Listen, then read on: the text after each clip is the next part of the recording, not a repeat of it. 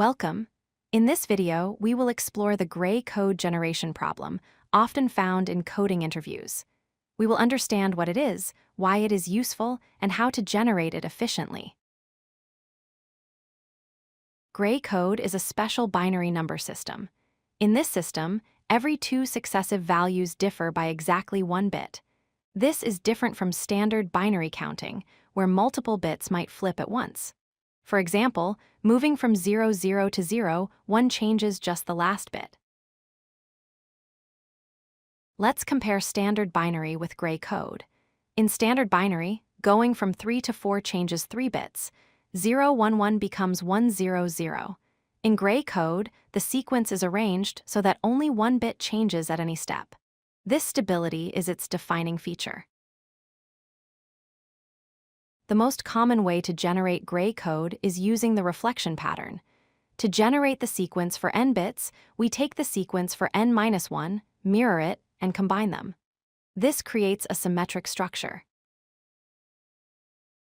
Here is a visual example of building a 3-bit code. We start with the 2-bit sequence. We reflect it, effectively reversing the list. Then, we prefix the original list with 0 and the reflected list with 1. This guarantees the single-bit change property at the boundary. We can translate this logic directly into code. Our recursive function for n calls itself for n-1. It then takes that result, appends a 0 to the original order and a 1 to the reverse order. The base case is simply 0 and 1. There is an even faster way using bitwise operators. The ith gray code can be calculated directly using the formula n XOR n right shift 1. This allows us to generate any number in the sequence instantly without recursion. Let's see the math in action. If we want the gray code for binary 1011, we shift it right by 1 to get 0101. Then we XOR these two values. The result is 1110. This simple operation works for any integer. Since we need to generate 2 to the power of n integers, the time complexity is big O of 2 to the n. The space complexity is O of 1 if we ignore the storage required for the output list, as we only need the current index to calculate the value.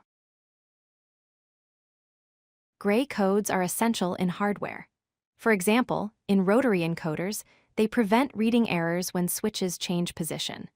They are also used in Karnaugh maps for logic minimization and even in solving puzzles like the Tower of Hanoi. To summarize, gray codes ensure only 1 bit changes at a time. You can generate them recursively using reflection or iteratively using the XOR shift formula.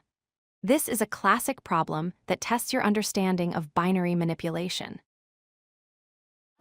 If you like this video, hit that like button and don't forget to subscribe. Visit codelucky.com for more such useful content.